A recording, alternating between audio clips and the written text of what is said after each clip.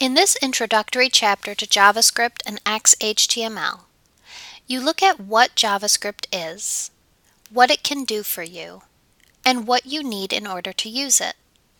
With these foundations in place, you will see throughout the rest of the book how JavaScript can help you create powerful web applications for your website. The easiest way to learn something is by actually doing it. So throughout the book, you'll create a number of useful example programs using JavaScript. This process starts in this chapter, by the end of which you will have created your first piece of JavaScript code. JavaScript is not the only scripting language. There are others such as VBScript and Perl. So why choose JavaScript over the others? The main reason for choosing JavaScript is its widespread use and availability.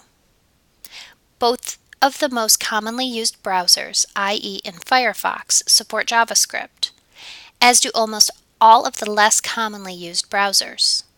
So you can assume that most people browsing your website will have a version of JavaScript installed, though it is possible to use a browser's options to disable it. Of the other scripting languages already mentioned, VBScript, which can be used for the same purposes as JavaScript, is supported only by Internet Explorer running on the Windows operating system, and Perl is not used at all in web browsers. JavaScript is also very versatile, and not just limited to use within a web page. For example, it can be used in Windows to automate computer administration tasks, and inside Adobe Acrobat PDF files to control the display of the page just as in web pages, although Acrobat uses a more limited version of JavaScript. However, the question of which scripting language is more powerful and useful has no real answer. Pretty much everything that can be done in JavaScript can be done in VBScript, and vice versa. The most common uses of JavaScript are interacting with users, getting information from them, and validating their actions. For example, say you want to put in a drop-down menu on the page so that users can choose where they want to go on your website. The drop-down menu might be plain old HTML, but it needs JavaScript behind it to actually do something with the user's input. Other examples of using JavaScript for interactions are given by forms, which are used for getting information from the user.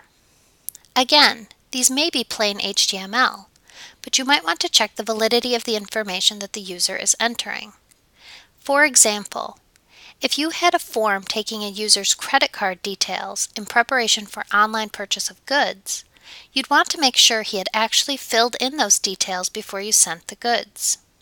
You might also want to check that the data being entered are of the correct type, such as a number for his age rather than text. JavaScript can also be used for various tricks. One example is switching an image in a page for a different one, when the user rolls her mouse over it, something often seen in web page menus. Also, if you've ever seen scrolling messages in the browser's status bar, usually at the bottom of the browser window, or inside the page itself and wondered how that works, this is another JavaScript trick that you'll learn about later in the book. You'll also see how to create expanding menus that display a list of choices when a user rolls his or her mouse over them. Another commonly seen JavaScript-driven trick. Advances in browser sophistication and JavaScript mean that modern JavaScript is used for much more than a few clever tricks. In fact, quite advanced applications can be created. Examples of such applications include Google Maps, Google Calendar, and even a full-fledged word processor, Google Docs. These applications provide a real service. With a little inventiveness, you'll be amazed at what can be achieved. Of course, while JavaScript powers the user interface, the actual data processing is done in the background on powerful servers. JavaScript is powerful, but still has limits. All that you need to get started creating JavaScript code for web applications is a simple text editor such as Windows Notepad, or one of the many slightly more advanced text editors that provide line numbering, search and replace, and so on. An alternative is a proper HTML editor. You'll need one that enables you to edit the HTML source code, because that's where you need to add your JavaScript. A number of very good tools specifically aimed at developing web-based applications, such as the excellent Dreamweaver from Adobe, are also available.